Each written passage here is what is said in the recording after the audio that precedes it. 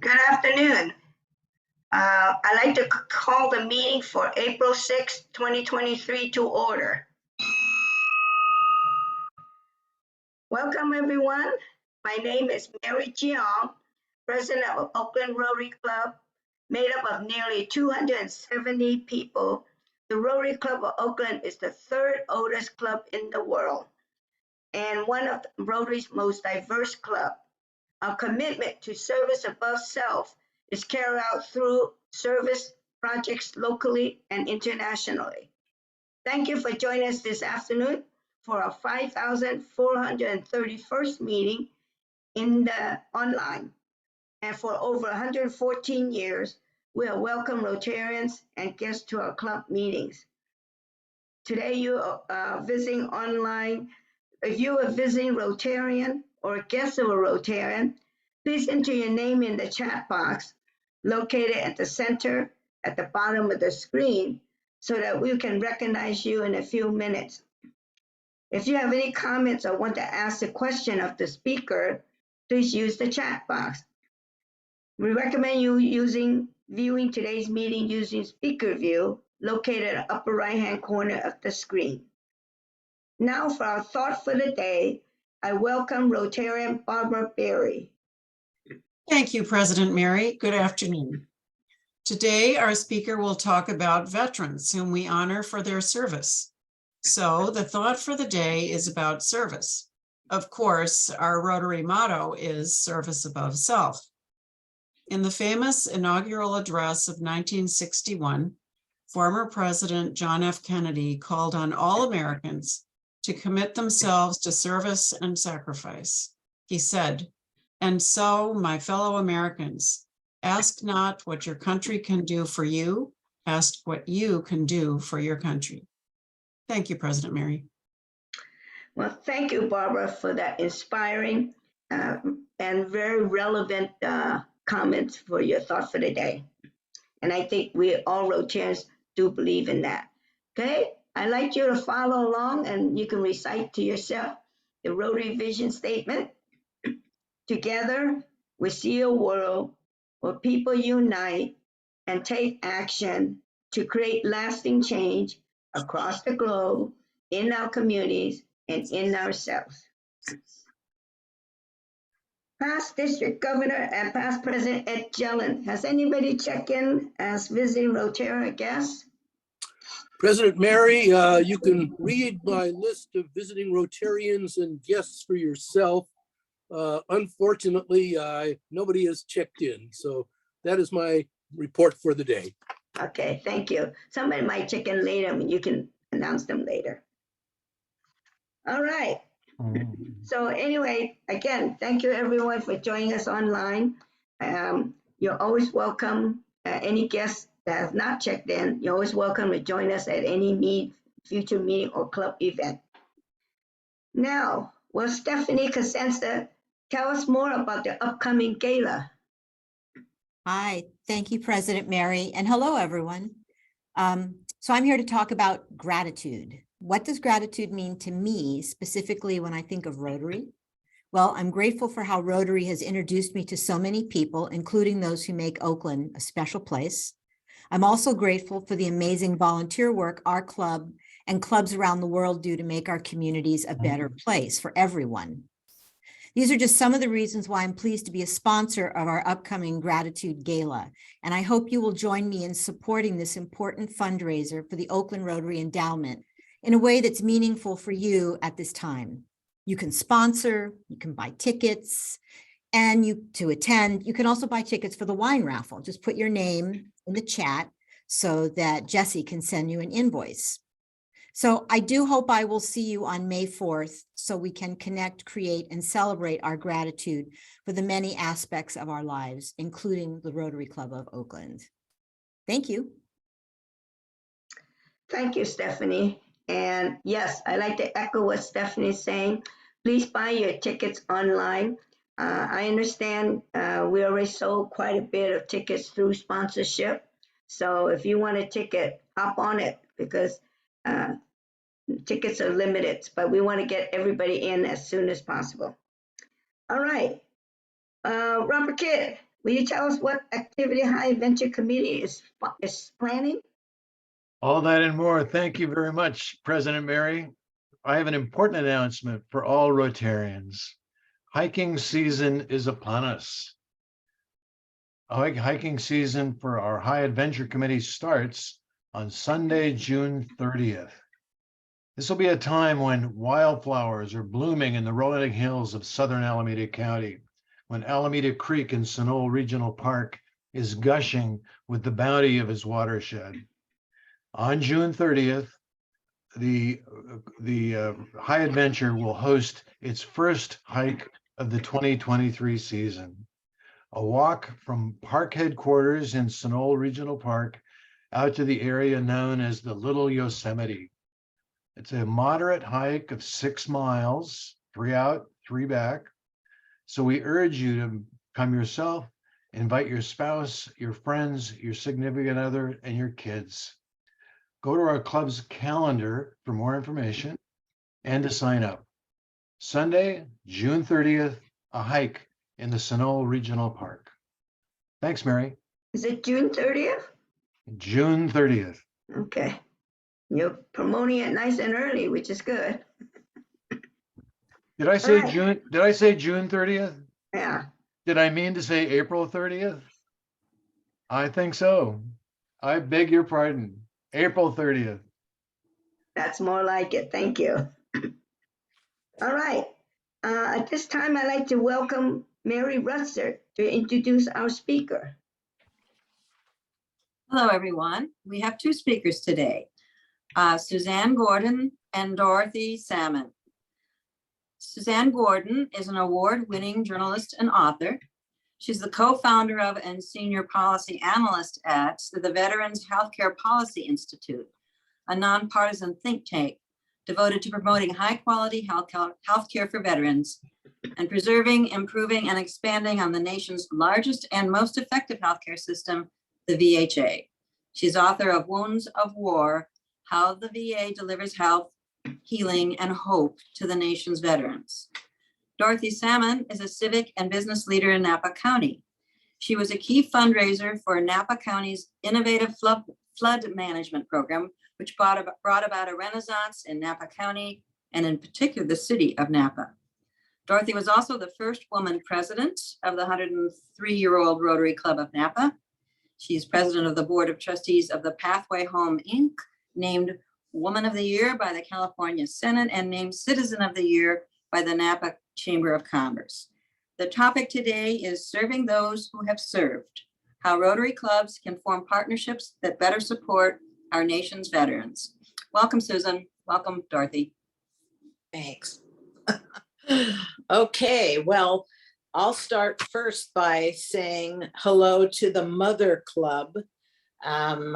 The Napa Club became a Napa Rotary Club 103 years ago, thanks to your club.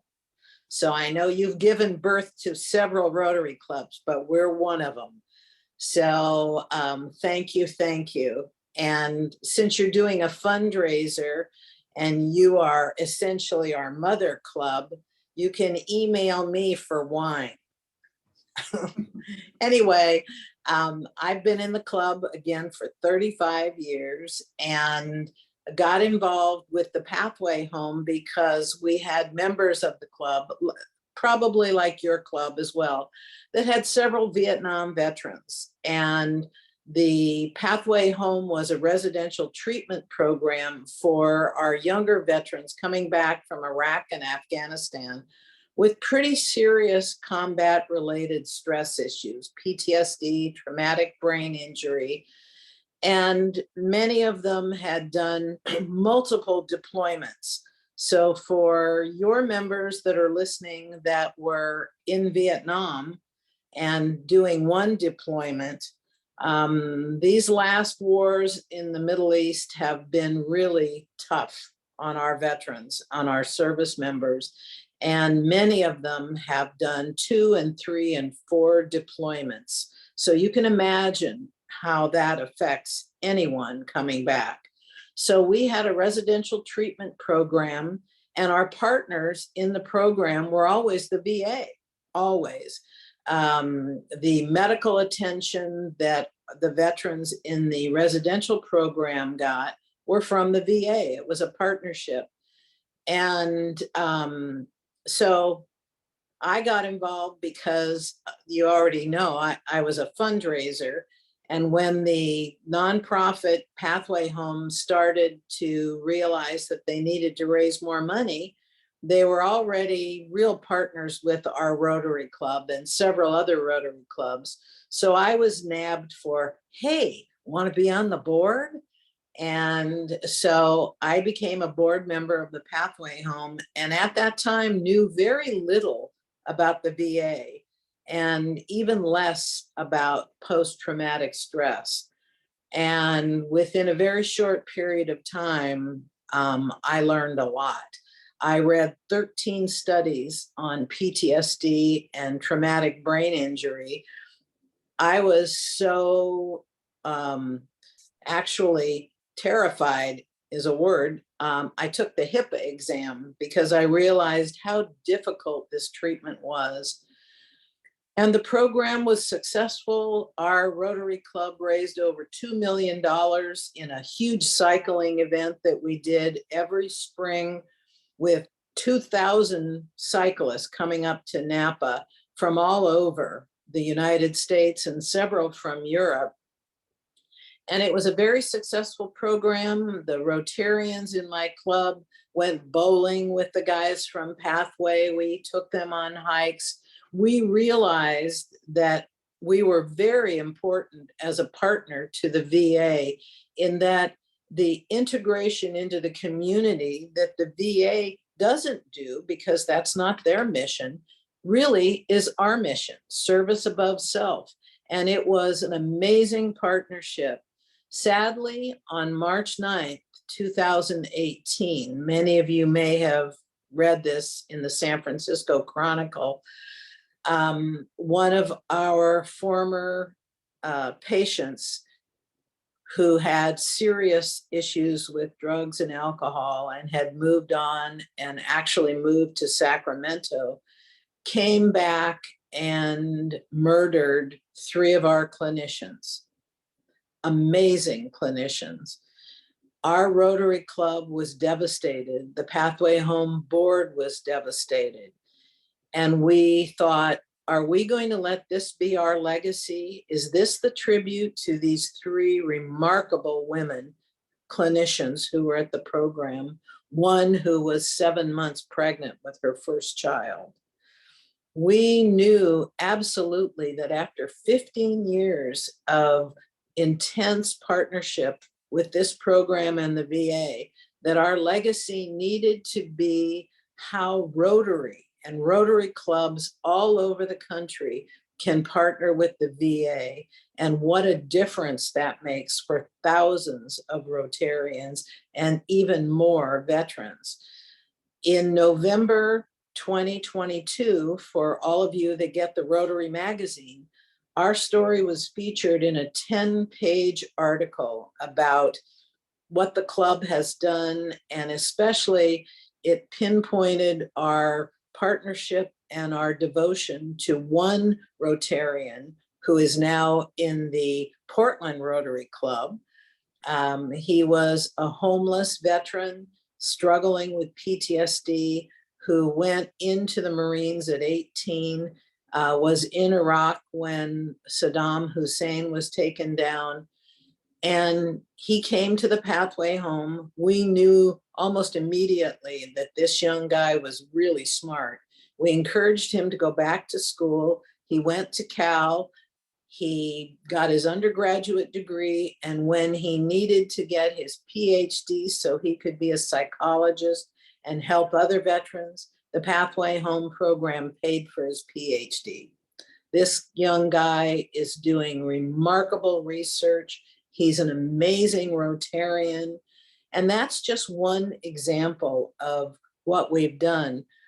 I met Suzanne after the 2018 tragedy, and it was obvious that we were pretty good friends and could do some amazing things together. Suzanne is a remarkable journalist, and She really encouraged our Rotary Club to tell our story, to write a guidebook, to not only tell our story about what we have accomplished, thanks to you being the mother, but to really explain how all Rotarians can help veterans and to explain the remarkable health care that's available at the VA.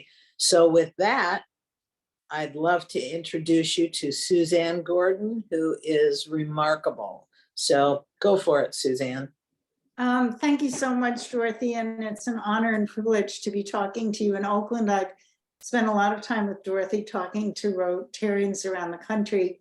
So I just want to clarify for you that the Pathway Home was a small non-for-profit program that provided this residential mental health treatment, and it partnered with the VA to do physical treatment, medical treatment for vets. But when the Pathway Home tragically had to stop functioning because it was such a small program, it was located in the Yountville. It rented space from the Yountville Veterans Home, but just was not run by either the VA or the Veterans Home. The reason why I got involved was because the Pathway Home, because it was determined not to let this terrible tragedy determine its legacy, they began working with a very similar residential program at the Martinez VA called the post-deployment, oh my God, it's called Assessment Treatment Program. Post-deployment Assessment Treatment Program, thank you. And I had written about this in my book, Wounds of War. And I had spent a lot of time with these vets and spent a lot of time at the VA. And so I became a kind of a liaison between Pathway Home and this PDAD program and got to know Dorothy really well. And so, what the Rotarians in the Pathway Home, when it had dissolved, did with this PDAD program was the model about what we write about in this guidebook called Serving Those Who Serve that the Rotary Clubs of Napa put out. And basically they worked with this VA program. They gave their van to the VA, they gave money, they built a garden, they took the vets on outings and so forth. And one of the challenges, that they had that I was hopefully helpful with was when they had to convince folks in the Rotary Club or encourage people in the Rotary Clubs to sort of switch from operating their own not-for-profit program to working with the VA pretty much exclusively, the question that came up was, well, wait a minute, why does the VA being the second largest department in the federal government, the VA is the Department of Veterans Affairs, why does the VA need our help? I mean, don't we give help to the VA in our taxes? Why do we need to volunteer for the VA? In fact, many people didn't even know there was such a thing as volunteering for the VA, right? I mean, how many of you would, when folks think about how can I give to veterans, they often think about how can I give to one of the 40,000 veteran charities that are out there in the world, not all of which actually put service above self, sadly. And many of which are very small, and actually this occurred during COVID, have probably 3 months reserves and were very stressed themselves during that period. And so people didn't know that they could volunteer at the VA, give money to the VA, give items to the VA. They didn't know that donations to the VA volunteer services are tax deductible, for example. And what Dorothy had and other folks had to help the Rotarians learn was, that the VA actually does, every VA does have an Office of Volunteer Services, because the VA's budget, the one we contribute, the $128 billion that we contribute to through our taxes, and that's for clinical care, And there's another 155 billion that goes to benefits and compensation for the service-connected problems that veterans have, and home loans and the GI Bill and so forth. The VA operates the largest healthcare system in the country, and the budget for that healthcare system, the Veterans Health Administration, goes primarily to paying staff and infrastructure. It doesn't go to providing diapers to homeless vets who just had a baby, or to, you know, taking vets hiking, or helping them learn how to, you know, manage their finances and so forth. And so what we became determined to do was to help Rotary clubs like yours understand that when you're thinking, you know, how can I help vets, that one of the most important things you can do is you can contact volunteer services at the VA, and every VA has one, and figure out how to donate time, money, or items to veterans. But the other challenge we had was helping people understand what the VA does, because most people, you know, we all see, and I started writing about VA healthcare 15 years ago. I'm a healthcare journalist and researcher, and I didn't know much about the VA, even though I'm steeped in healthcare. I mean, I live, breathe, eat, you know, drink it, dream about it, have nightmares about it. And I didn't know much about the VA system. I actually thought, you know, we've all seen the sign VA hospital. We know it exists. There's anybody who probably doesn't know it exists. But I actually always thought, well, what does that have to do with me, you know, VA? Because I'm not a veteran. And so one of the things that became our mission, and one of the reasons why we so want to talk to you, is that we think people need to understand what this amazing healthcare system does. It is the most successful healthcare system in the country, contrary to what you read in sensationalistic news articles, many of which are rather ideologically determined. The VA actually is actually the only healthcare system in America that actually treats all Americans, not treats, but helps all Americans, because while the VA delivers clinical care, its first mission is to deliver clinical care to veterans, the models that it develops to do that are promoted for all of us. How many of you have ever heard of the integration of mental health and primary care? It doesn't exist in the private sector, but in the VA, they pioneered this, and it has become a model for people in mental health in the private sector. What this means is, you know, if one of us has a problem, or one of our kids or friends has a problem, you have to go to your doctor. You know, you may say, you may or may not admit to a problem. And then they have to refer you to a psychiatrist or a psychologist or social worker. You may or may not make that call and make that appointment. You may or may not show up for that appointment. At the VA, if you say to your primary care doctor, I'm feeling blue, they walk you down the hall, you know, to a psychologist or psychiatric nurse practitioner, and you begin talking about that right away and get that addressed right away. I mean, I don't know about you all, but I don't know a single person on the face of this earth that hasn't had some kind of need for, you know, some kind of mental health services. And I certainly have a lot of friends who do, and it is really hard to get people to go get help, right? I mean, is that not true? And that's why it is so important, this model of integrating primary care and mental health care, because, like, you know, if it's so hard to get them in the door, and if you get them there and you can get these problems addressed, it really helps. Let me ask you another question. How many of you know that the VA teaches most healthcare professionals in America? So that's another way the VA serves us.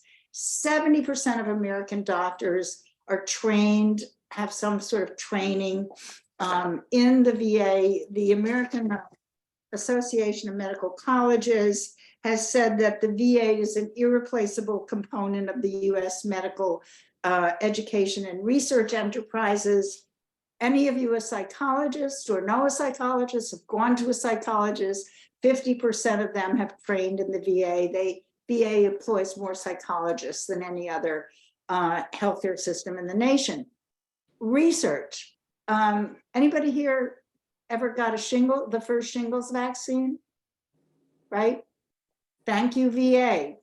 The VA has the biggest research enterprise in America after NIH, the National Institutes of Health, because it has the biggest stable population from discharge to grave to collect data on first implantable cardiac pacemaker, barcoding on drugs, the nicotine patch, irreplaceable research on COVID, and finally, and if anybody, I can't see all of you, unfortunately, I wish I could, but if anybody has ever heard about the VA's fourth mission, I will personally send you an autographed copy of my book, because I've never been able to get rid of a book at an in-person event when I asked this question about the VA's fourth mission, because nobody's ever heard of it. The VA is tasked, the Veterans Health Administration, with being a backup for civilian sector system in times of war, terrorism, and national, regional, and local emergencies. So for example, during COVID, the VA sent staff to ICUs in New York, New Jersey, and Louisiana, and they welcomed patients who were non-VA patients into their ICUs when, you know, the trucks, the refrigerated trucks were loaded with dead people outside of New York hospitals. They did this all over the country and so forth. So, you know, we really are very excited to tell you about this healthcare system. By the way, and I'm going to put this in the chat. I'm sorry, I'm too old to talk and put something in the chat at the same time. Maybe in my next life, I'll be able to multitask like that. But the VA also delivers some of the best outcomes in the country because it's a mission-driven, not profit-driven system, and it delivers coordinated care. So they do better at managing chronic conditions, emergency care, et cetera, et cetera. So, you know, both of us have sort of two requests for you all, because we know how much Rotary is dedicated to programs that benefit everybody. And we really hope that when you think about what you can do for veterans, you'll think about contacting the VA volunteer services, but also, you know, you'll think about supporting this amazing American healthcare jewel, because right now there are many attempts to privatize it, just like there are attempts to privatize traditional Medicare. And veterans cannot afford this, and neither can Americans. Veterans have very complex health conditions. You have to understand them. You have to know how to deal with them. You have to deal with more than episodic medical treatment. You have to give whole health, you know, homelessness, legal problems, educational problems. You have to have volunteers like Rotarians, a program to help them help veterans. And the VA has this and needs your support. So thank you so much. And Dorothy and I really look forward to answering your questions if we have time for that. Sorry, we're both a little bit loquacious. Yeah. Well, we'd love to hear what you're thinking. I know Peter is a retired Kaiser physician, and Kaiser does an amazing job too. And so we'd love to hear what you have to say. Also, I sent you all the link to the guidebook, and I can send that again, or Suzanne can, and a link to the November 2022 article in the Rotary magazine. And I've got to say, when we sent our story in, and I'm sure with your club, you guys have done this too, I thought, well, there's probably not a real good chance that the Rotary International magazine is going to pick up our story. And they not only picked it up, they sent a journalist to write the story, who writes for the New York Times, the Washington Post, and the let's see, what else? The Atlantic. And she said it was one of the most inspiring stories she'd ever written. And she knew not that much about the partnership with the VA and Rotary. So I'll send you anything you want. And if you're really nice, I'll send you some wine. Okay. Thank you, Dorothy and Suzanne, for your informative information. Yes, we do have questions on the chat, so I will read the question and give you a chance to answer. Okay. All right. So Stephanie Cosenza asked, where would our club, the Mother Club, start to build a relationship with our VA division here in the East Bay? Well, I can certainly say that when we had to disband the Pathway Home and move it to Martinez, we gave about half of the furniture in the Veterans Home in Yountville to the Oakland VA. I think they're great. So you have a terrific VA in your own backyard. Fort Miley in San Francisco, the San Francisco VA is incredible. The Martinez VA is amazing. And as Suzanne said, they all have a staff person that deals specifically with volunteers. So you could start there, and I'll let Suzanne chime in. Well, I really wanted to address a different question, and I don't know if I'm allowed to do this, but David Scharf said, can you speak to reports of poor management at the VA? For example, a report came out a few years ago that VA records are still paper records. It made me wonder how much of the money that is being spent by taxpayers actually benefits veterans. Well, first of all, every dollar that we spend on the VA benefits veterans. There's no, I mean, unlike a group like Wounded Warriors or some of these other charities, there's no high administrative costs. The secretary of the VA earns about $220,000 a year. The undersecretary for health, who runs the 170 VA hospitals and 1,200 sites of care, the largest healthcare system in the country, earns probably about $250,000 a year. Compare that with the person who runs Kaiser, and with all due respect to Kaiser, I think it's $15 to $18 million a year. I'm really sorry, but I don't think anybody deserves that much in healthcare.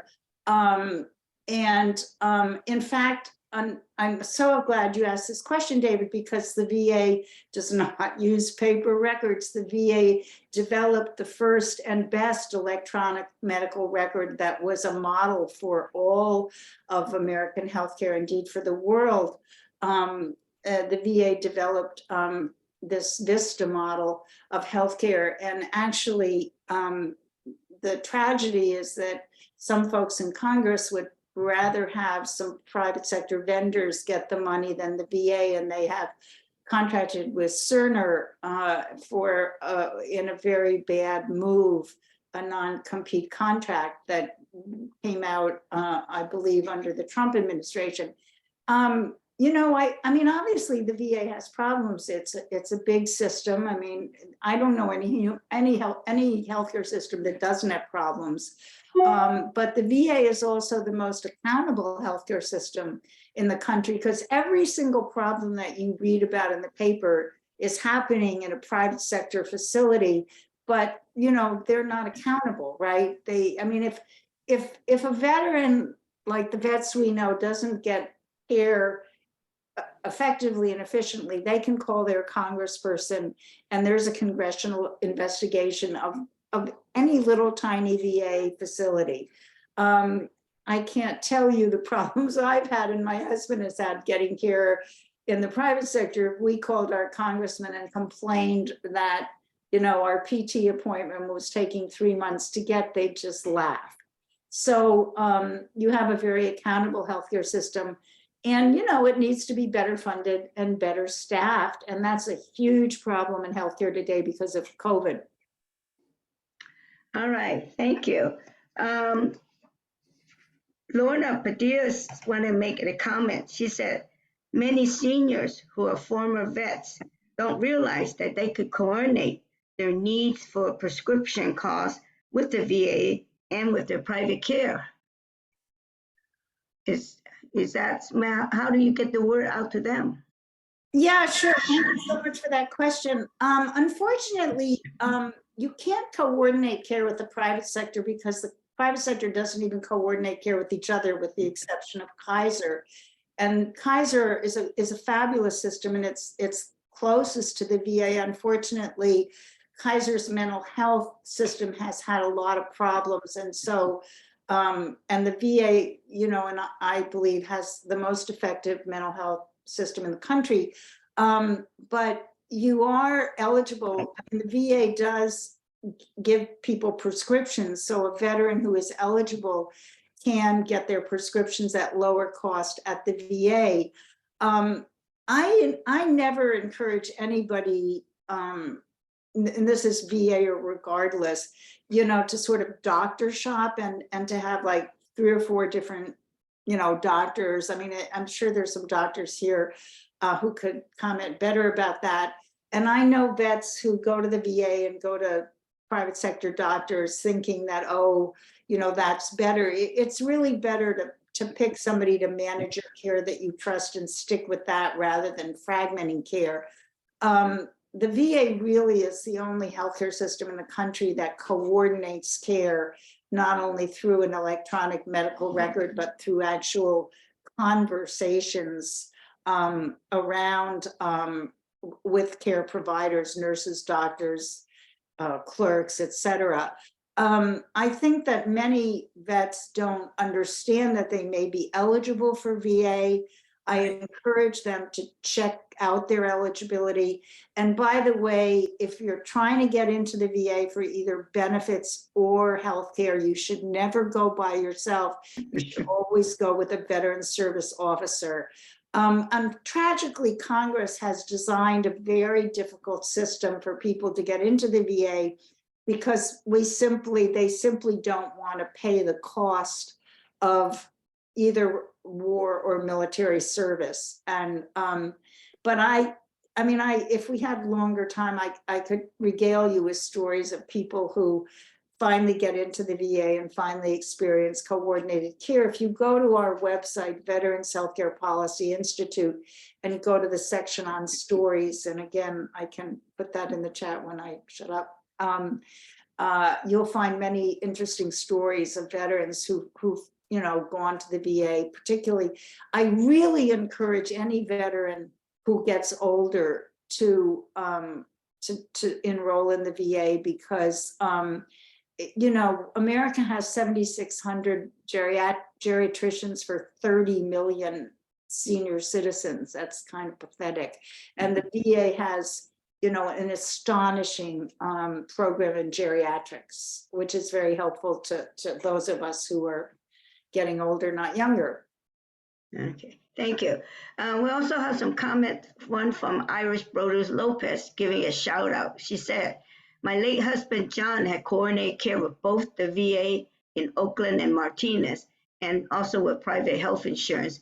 And she said they rewrote all his prescription at a reduced rate and actually found an issue that his private doctor didn't even find. So they're a huge supporter of the VA. All right. Then Joe Garaka asked, is this Napa Rotary Cycle ride still ongoing, happening? Is this still a successful fundraiser? Actually, COVID, of course, pretty much put a damper on 2,000 people descending on Napa in bikes. And the CHP and the sheriff said, you guys can't do this anymore. And they also started charging us a whole lot more for public highways. So we decided to, again, continue to help veterans with our guidebook. And also this year we are doing an event with horses that help veterans. So we are at Spirit Horse Ranch in American Canyon, And if you watch ABC News, they were awarded a Jefferson Award. And so that event will be on June 17th. And I'll send it to all of you, since now I know where your event is, your gratitude gala.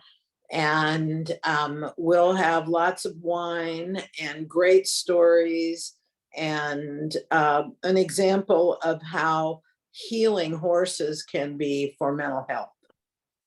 Okay, thank you. And Lorna Padilla Marcus Padilla says, can you also speak to the process of former vets being rated a certain percentage disabled, which has a significant impact on their VA benefits? Absolutely. I'll be delighted to do that. Thank you so much. That's an excellent question.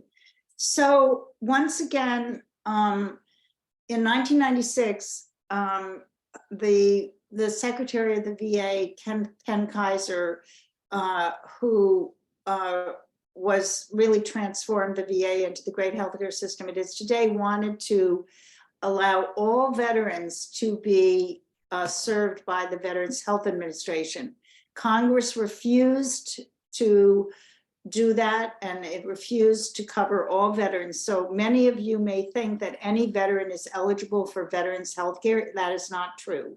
They have to have the right discharge from the military, and there's a whole program we could do about the outrageous practices in the American military of punishing active duty service members who have PTSD, traumatic brain injury, military sexual trauma, by discharging them in a way that makes them ineligible for VA benefits forever. And that is just an outrage. This affects 600,000 vets, and it's an ongoing problem. So discharge status affects whether you can get care, and then you have to have a proven service-connected disability and or a low income. And so that's what you're referring to. So veterans have to go file a claim with the Veteran Benefit Administration in order to get this disability rating, which is from 0 to 100%. And that determines the compensation you'll get and the, the amount of healthcare you'll get. One of the big tragedies in the past few years is that under the Trump administration, they privatized almost entirely the compensation and pension exams that are evaluating whether a vet has a disability. And rather than being done by expert, knowledgeable VHA clinicians, they are now being done by private companies. There's a report on our website which details some of the problems that this creates for VBA staff and for veterans. This is also going to become a very big problem with the influx of millions of veterans under the PACT Act, the PACT Act, which finally gives compensation and healthcare to the millions of veterans 3.5 million who suffered from the burn pits in Iraq and Afghanistan, and also from World War II, Camp Lejeune, et cetera. So we really need your help, going to Congress and saying, give the VA the money it needs to hire the staff it needs. And this is, really a problem post-COVID because healthcare staff have burned out. And if you can't bring them in and offer them competitive salaries, you ain't going to get them. So, so that's a very good question, and thank you for asking it. Okay. Yeah. That's clearly something that we can do as Rotarians. The power, think about what you're doing as a large club and what you've achieved and what we've done as a smaller club with a guidebook that goes out to every Rotary club in the United States free. And the article, we have tremendous power. The service above self is remarkable. And our Congressman, Mike Thompson, who is a Purple Heart veteran here in Napa, said to me a couple of years ago, boy, you and a bunch of your grandmothers coming into Congress and talking as civil and community leaders who have no axe to grind, aren't getting paid by anybody, but are absolutely passionate about veterans' healthcare, you'd be amazed at what you could achieve. So there's my pitch. You know, we not only raise money and do wonderful things in our community, we have enormous power to make change, and we have for 120 years. I would just like to second that. I had a call the other day. I speak a lot with congressional staff, and I had a call with a very important senator's VA veteran legislative assistant, and he said unequivocally, we need to get pressure from outside groups or we don't do anything. Right. I mean, sadly, the VA cannot do their own public relations. And when you think about, and I'm sure Peter can attest to this, Kaiser, Providence, they all have highly paid PR people on their staff that tell the stories. All of us that work in marketing know that. The VA can't do that. So, if they get a bad story and someone really wants to vilify the VA, they don't have a whole lot of recourse to come back, and they need our help. Okay, thank you. Dudley Thompson asked, does your Napa Club focus primarily on veteran issue? If so, do you think that focusing on one issue make your club's philanthropy more impactful? We certainly for 15 years focused exclusively on veterans and veterans healthcare, along with we have the Enchanted Hills Camp for the Blind, which is an amazing camp that has veterans up there as well. We really concentrated on those two. We made the decision that we would put our energy into speaking to other Rotary clubs, exactly what Suzanne and I are doing today with you, to really make a bigger impact for veterans. As much as we loved the program, and it was an amazing program, a residential treatment program, it was, as Suzanne said, a smaller nonprofit. The impact that we can make with the guidebook and with the article and speaking to Rotary clubs, in our opinion, we determined that that was far more impactful and more powerful. Okay, thank you. By the way, I'd like to give a shout out to your incoming president, President-elect Joyce Prescott. She's a former Oakland Rotarian. Yes. Yes. Well, she loves all of you, and she's an amazing gift to our club. So that's two you've given us. Okay, the birth of the club and the birth of your incoming president. All right, yeah. And so I think that'll be the last comment. I think so Lois Corin says she also wanted to do a shout out to the VA in North Jersey, nationwide.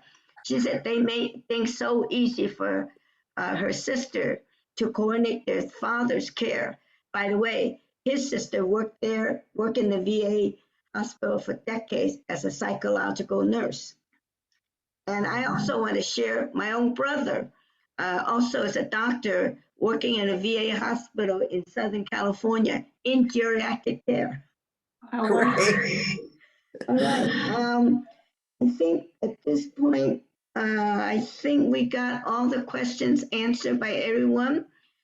We thank you. So I wanted to say to the dynamic duo, Dorothy and Suzanne, thank you for that wonderful presentation.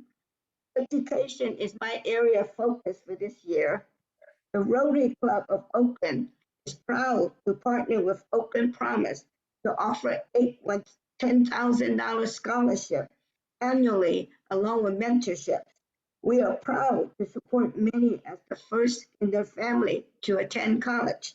In recognition, of your presentation today, Oakland Road will make a donation in your names to the Oakland Parks to support this kindergarten to college program for every child in our city. Thank you very much.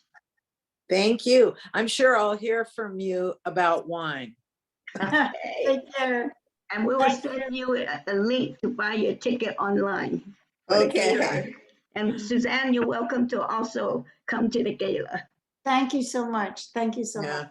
much. Okay, at this point, Joe Garaka, I understand your wife made the news. Could you tell us about it? Wow, you caught me a bit off guard, Mary. I totally forgot. Yes, my wife was honored to be the Citizen of the Year in Antioch. And my gosh, I could tell you stories about my wife, but I think most of you know. She volunteers for more groups than you can count on your fingers and toes combined. And I am so fortunate to call her my much better half. They had a nice article in the newspaper, had a picture of both of us. And I was really pleased that they honored her all the years that she's volunteered and helped our Antioch community and the Rotary community as well. So I'd love to ring the bell with her for her.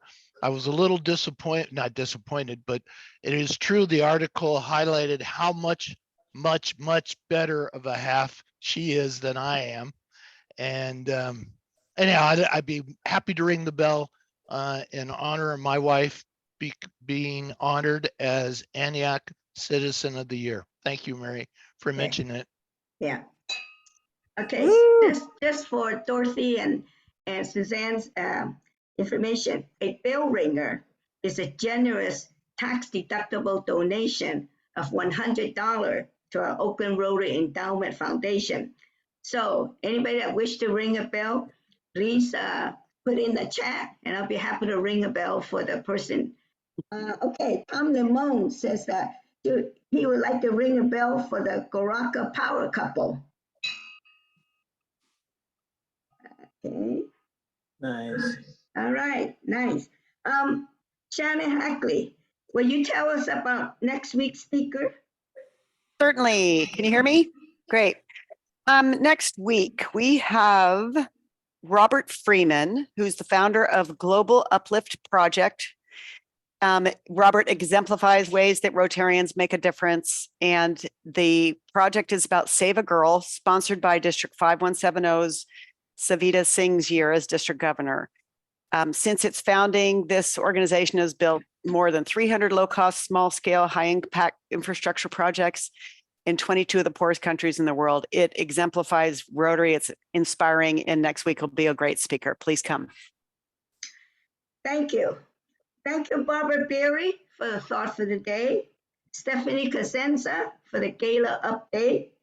Robert Kidd for informing us of an upcoming hike on April 30th, not June 30th. Mary Rutzer for introducing the dynamic duo, Dorothy and Suzanne, for their heartfelt presentation and how we can help. Shannon Hackley again for the teaser, and the production team for managing the meeting. I look forward to seeing everyone at next week's meeting in person. So, share, which means thank you, everyone. This meeting is adjourned.